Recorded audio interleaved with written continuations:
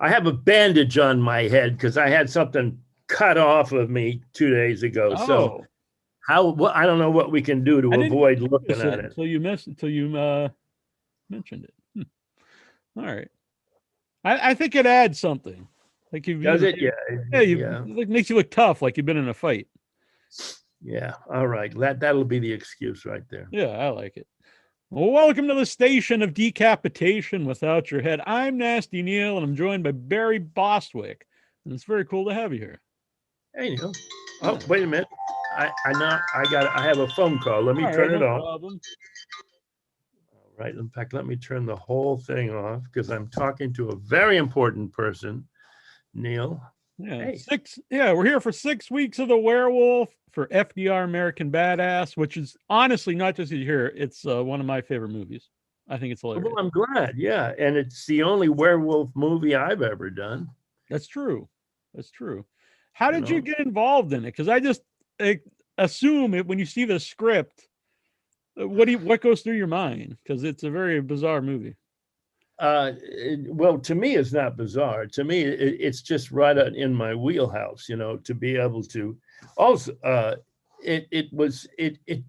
First of all, it was just funny, and it was rude, and it was crude, and it was going to be done in like 8 days, and I had nothing else to do for that week and a half, and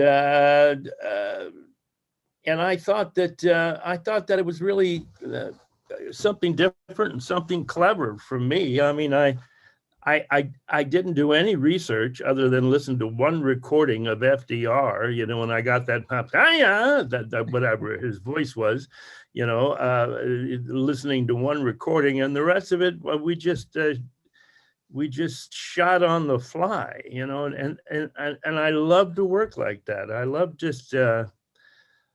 I love doing one take, moving on, and whatever we got, and it was it was a fun experience. When you got only 8 people on the crew, half people have never held a boom before or anything before. It was you never got nervous, as an actor, thinking that the crew is sitting there, judging me, and I'm holding things up or whatever. I felt that everybody was there just to have a good time, and I loved every minute of it. When you said it, yeah, when you said it's in your wheelhouse, it's definitely my kind of humor because everyone plays it like deadly straight, overly serious, and it's very just silly, and it's just it's definitely my kind of movie. Well, and he cast it so well because Oh everybody yeah, was on the same page in terms of style. That's the hard part about those kinds of films, is that if not, doesn't everybody has to understand the reality of it, and just let the absurdness of the story take over and be the energy of it. If we had commented on it too much, it wouldn't have been funny. It wouldn't have. It's similar to Rocky Horror. If we tried desperately not to comment on the script. We just tried to play the reality of the characters as best we could, and it has to do with all of these directors who understand this genre, guiding everybody in the same direction. So that's. I'm amazed that these things ever turn out as good as they do. Because of the, but this one, FDR, was because it was so short in terms of shooting it, and we didn't have time to screw around too much other than just play with the script and just play with the characters. We didn't, there weren't a lot of midnight meetings going, well, should he really say, fuck polio, no, I mean, that's what we did. And we improvised some of it, but most of it was actually in the script. Mm-hmm. Along those lines, do you think you can ever overthink a movie then, or like a script? And that could actually take away from it. Oh yeah, you can overthink it easily. I mean, I've done things where I've, watched the dailies and of it, and then the next day I'll go in and I'll go, oh, I no, I that wasn't quite nuanced enough, the character or whatever, and I would create trouble for myself because I just wasn't trusting my instincts. Um, yeah, no, you can get into real trouble with taking it all too seriously. And I don't like, you won't see me you won't be watching me do the next film version of Hamlet, unless it's called Spamlet. Mm. No, now we've got something. Spamlet. We'll work Well, on it. actually, I did years ago, back in the '60s, I did a Broadway production of Hamlet when I was with a group, a repertory group called the APA Phoenix Repertory Company, and it was I played the ghost of Hamlet's father, and I played Osric, um, and it was a bit ill-conceived because that was one of the reviews was Spamlet. They called it. It's not really Hamlet. It's more like Spamlet.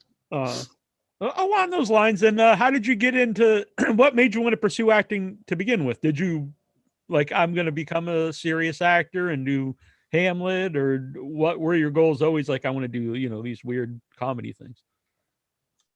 No, I just wanted to show off, I just wanted to sing and dance and go down in one and have everybody adore me. And it worked for a while, and then I got bored with it. And in terms of theater, for instance, where, you go out every night and you just can't wait for the audience to applaud and laugh and goof.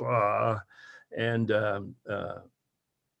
now whenever I do something on stage, which is very seldom other than just a reading or something, I almost get a little embarrassed during the curtain call because it's like I don't think I'm there to impress, really. I'm there to sort of do justice to the script or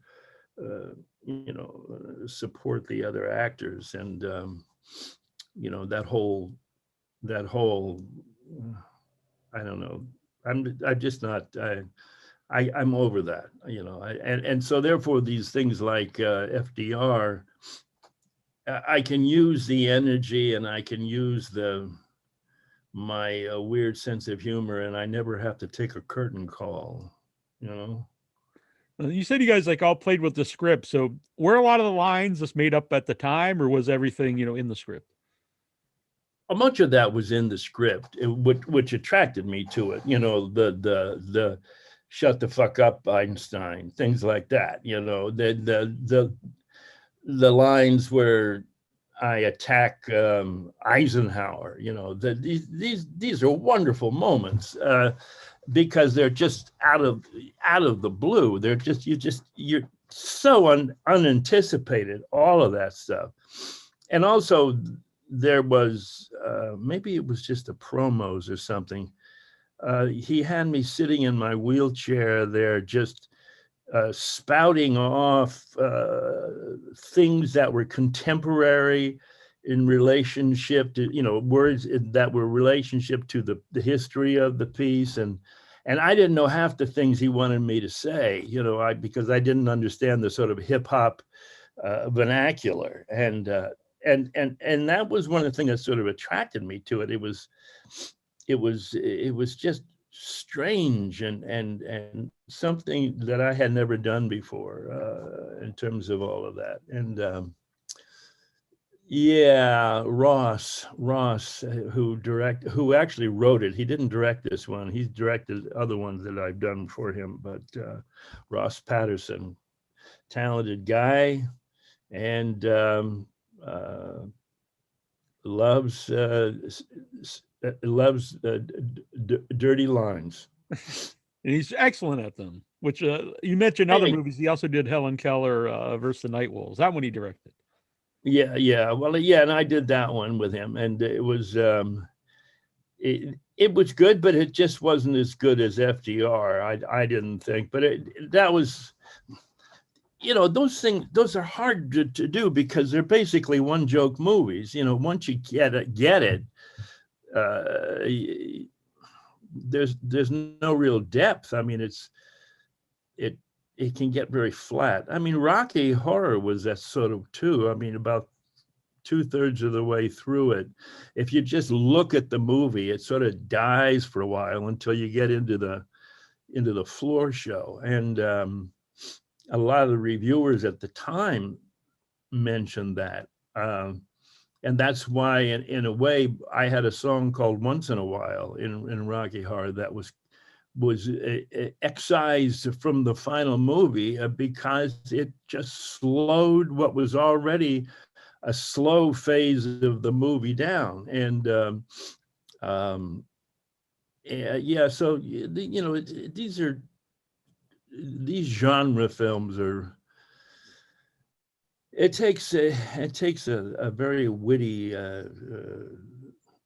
depraved human being to come up with them. Uh-huh. Something to me that really stands out about FDR too. You mentioned the cast, but it's primarily a veteran cast, and which you don't really see a lot in movies, honestly. And they all work well together, and they're almost all people you recognize from other things. And something that you said I didn't really think about at the time, but everyone's on the same page, the same style, and that really just everyone blends well together. Yeah. Well, and also you knew if you were in a scene with somebody that they understood it. They understood the style, and they understood the tone. And those movies are hard to not overact in. They're because they just call for it, and you have to really hold yourself back from commenting on that's already a comment. It's what happens with Rocky when it's done on stage. Sometimes the people have now taken the characters way too cartoony and way too over the top, and it well, it's the same thing with Grease. I did Grease originally on Broadway, and the productions of it since then, they get bolder and bolder and more caricature-y and not quite so authentic. I don't know. It's and I understand everybody wants to, when they do a part like that, everybody wants to bring something fresh to it or something new to it, something of their own. Whether you're directing it or whether you're acting in it. And but those Grease, Rocky Horror, they are standalone kind of. You have to do it the way it was done. It's expected. It's expected of it. Yeah. So you've had to have seen Rocky so many times with people doing the live shadow cast. Does anyone ever ask you like for advice how to play your character? No, it's funny. No, nobody's ever really asked me. I mean, everybody there. Of course, when I show up, everybody who plays Brad is always a little nervous, to be doing it in front of me, and it's very difficult what they're doing. I couldn't do it. I mean, once, I think at one showing years ago, the cast said, "Would you come and play Ralph Hapshat, in the marriage scene, and come up and just, do his character?" And I said, "Oh, all right, I'll do it." I got up there and I couldn't do it. I didn't know what his moves were. I didn't know when he talked. I didn't know his blocking, and I never did it again. I would never. These guys, I mean, that's a special talent to be able to visualize behind your back, what's really going on. And when you think about how it was done originally back in the 70s, when there was no VHS tapes, there was nothing. these kids, they either had to just go watch it 50 times. Well, no, that's the only way they could learn it, was they just had to actually go to the theater and watch it, and then, you know, take their chances. Now that you've seen it so many times with people, are you just used to it, or is it still weird to, you know, you're up there watching the movie you were in and people are you know, acting along to it? Oh no, it's because it's a whole different thing now. I mean, it's like a whole different entertainment. I mean, sure, I watch myself on screen, but I don't, you know, I don't relate to myself from almost, well, 45 years ago. I don't remember what I was thinking when I did it. I don't, and there's a few moments in it I cringe a little bit. I think if I was a little wiser, I would have probably played the lines a little differently or something. Or, I mean, if I had, but I think all in all, I still love watching it. I still see something new, even having seen it hundreds of times. Actually, I saw an 8x10. Where was it? It was on eBay or something the other day, and it was a long shot of the stage when we did the floor show. And on the right-hand side of the stage and the left are some sort of these weird kind of gargoyle kind of statues that are probably hiding speakers or something, and I don't remember that, and I'd never seen that before in a picture.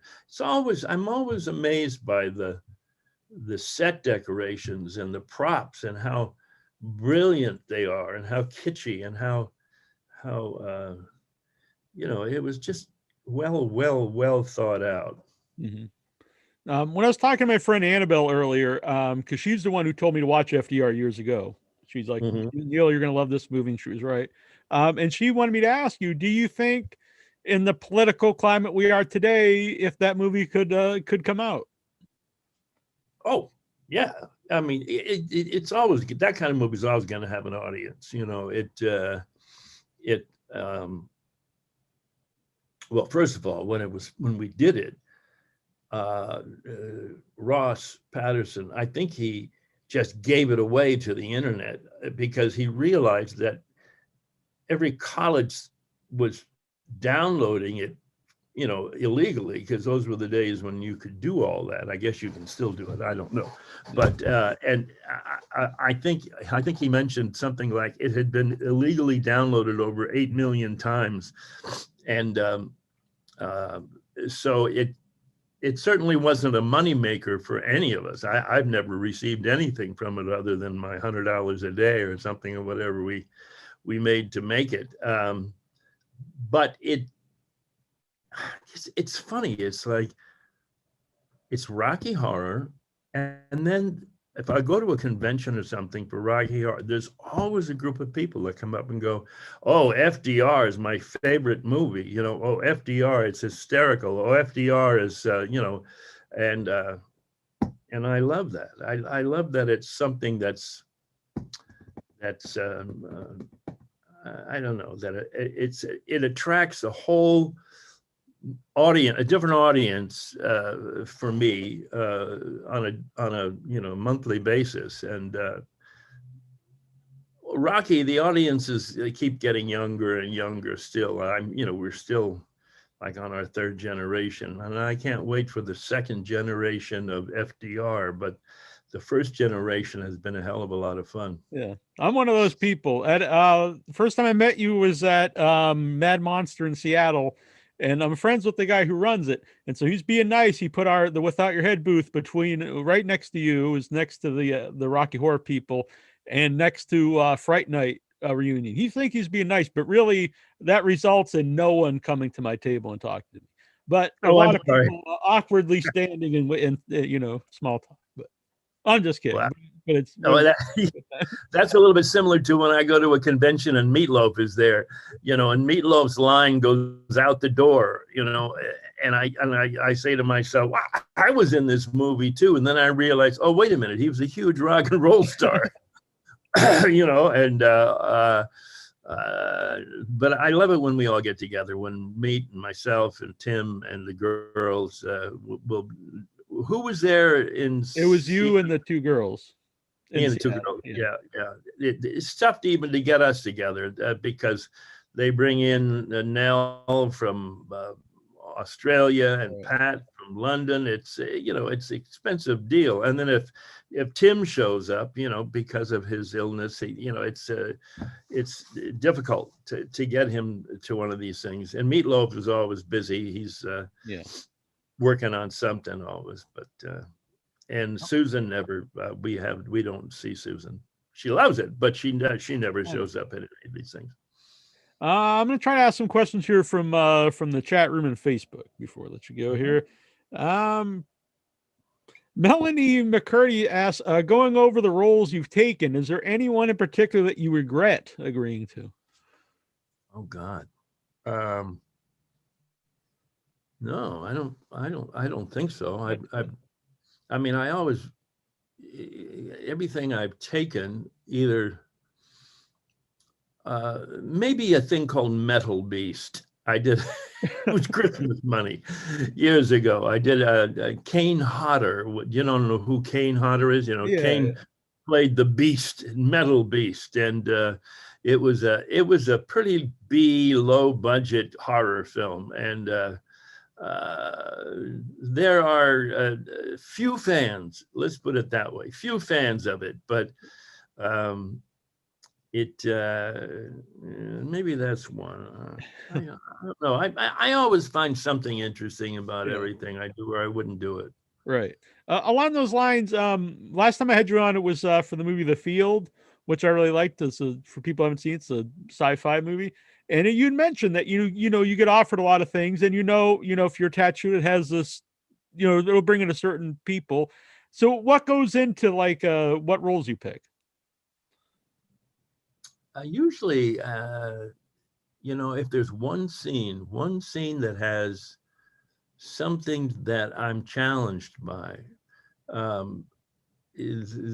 can play around with the rest of it. But if there's one scene in it that goes, oh, well, that interests me, that's different, I think, and hopefully the director, editor, whoever will keep it in the movie, and that they don't always, but it's usually one scene, or it's what attracts me to it.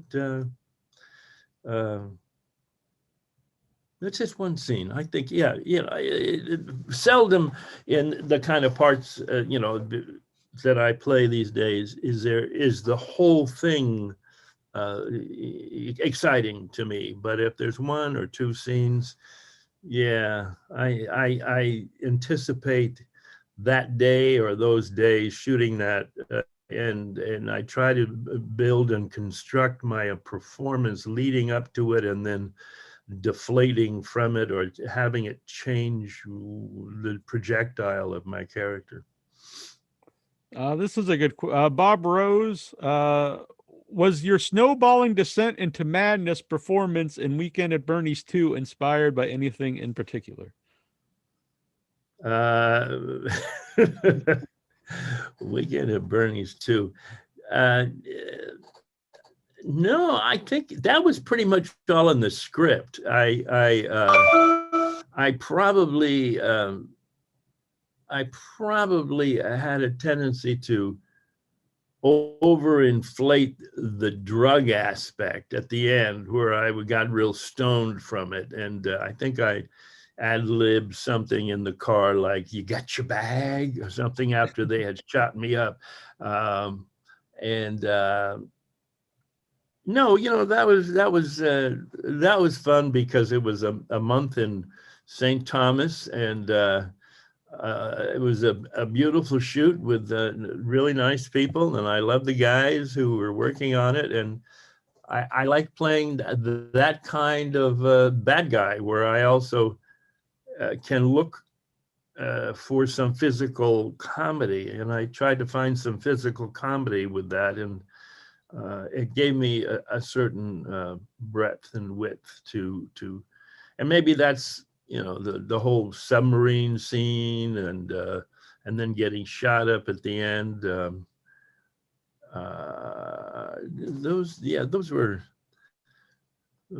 That was a happy time. I think I was just off a Broadway show or something, maybe, and Nick and Nora or something that was a total flop, and I just wanted to get away. And I think it was a perfect month or month and a half in a tropical setting to just to have some fun. I'll ask you a couple more here. Baz Morris, what kind of underwear do you actually wear? For people who don't know why he's asking this, if you've ever met Barry at a convention, he always has his underwear in a display from Rocky Horror, not just because you like a right. Well, you know, it's I'm one of the few sort of actors, celebrity kind of people who can sell their underwear at conventions or online on my website. I just got a website, barrybostwick.com, and I'm selling my underwear on my website, and all this other kind of paraphernalia and typical things that actors have on websites. But right, yeah, I've tried this too, but I've not had any luck with it. No, of course. Who wants to buy your damn underwear? You know, I mean, it works for me, and it all came from years and years ago. I was. I think it was a Tiffany Theater in Los Angeles. They invited me down there, and they presented me with a gold album. It was when we went gold, and I gave them a pair of underwear signed to the cast and to the theater. And over the years, I didn't even think about it. Then I thought, a few years ago, I thought, hey, that was sort of fun. You know, maybe because some of the cast members remembered it from years and years later at the Tiffany, and they said, oh, we loved it when you gave us the underwear and blah, blah. And so I thought, well, maybe I'll just sell some underwear at conventions and see how it goes. And I got to tell you, it's the funnest thing, you know, for me to pull out a pair of underwear I bought from Target, you know, and signed, damn it, what's her name, Robin or somebody, you know, I love you on it. And if somebody's, you know, walking by and we're just screwing around, I'll go, hey, you want to buy my underwear? You know, it's nothing my family is very proud of, but I have a great time with it. Yeah, I think it's very fun as well. I'll ask one more here. Zerp L. Hayes, because that's a great name. I assume that's his real name, Zerp. Did you really enjoy lemon Pepsi? Hope that's a backstory. Oh, yeah, Pepsi, whatever that was.